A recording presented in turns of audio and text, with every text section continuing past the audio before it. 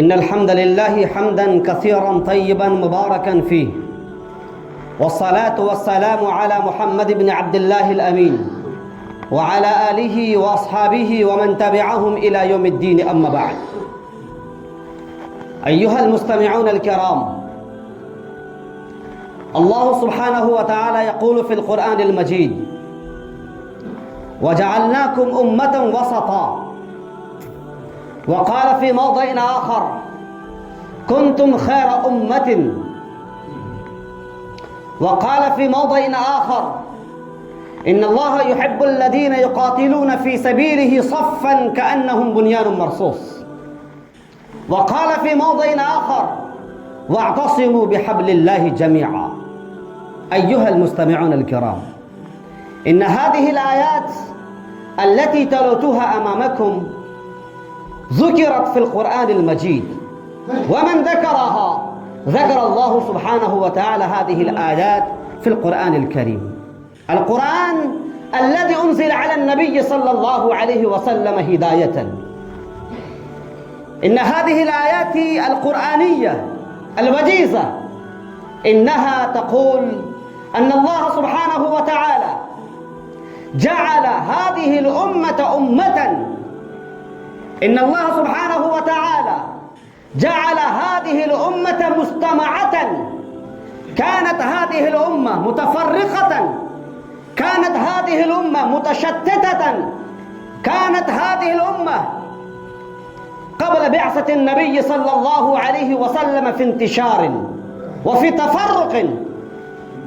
فالله سبحانه وتعالى جمع بين هذه الأمة ببعثة النبي صلى الله عليه وسلم، وجعل هذه الأمة التي كانت متفرقة متشتتة مجتمعة، كما قال الله سبحانه وتعالى: كنتم خير أمة.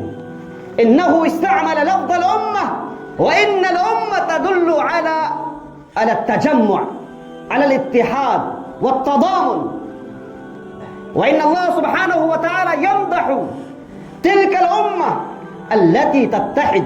إن الله يحب الذين يقاتلون في سبيله صفا كأنهم بنيان مرصوص.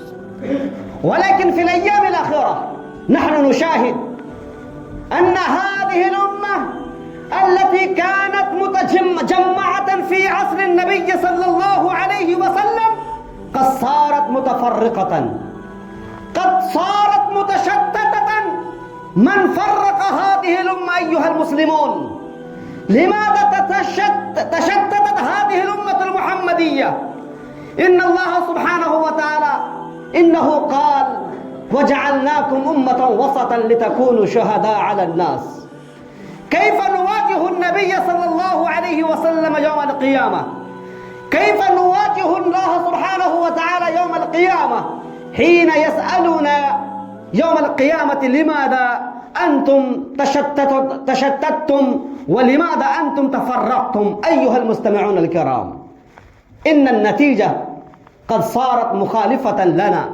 من يكون مجيبا يوم القيامة؟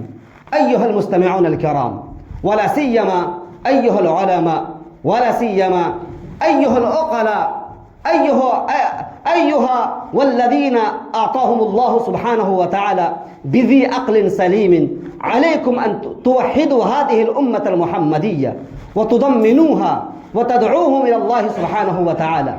أستغفر الله لي ولكم ولسائر المسلمين من كل ذنب فاستغفروه إنه هو الغفور الرحيم.